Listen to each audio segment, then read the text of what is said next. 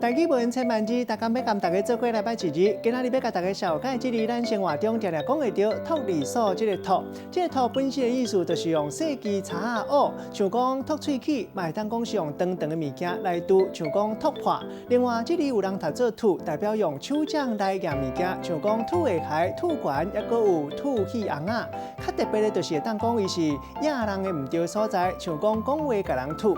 带大家做伙来小解这两个词。头一个脱破。代表讲甲物件拄好破，嘛会当讲是点破人的缺点。第二个词脱起，这就是夹长长的物件，甲喙齿旁内底的物件甲伊挖出来。咱用一句话来举例，甲这两个词夹做伙。比如讲，伊去面点啊，摕起脱啊脱喙齿，用线搁甲人加摕10外支，互点头看到，当场甲伊脱破，害伊实在足闹气。今仔日小解这一日脱，脱离所的脱，另外搁一个音读做吐，提供互大家参考。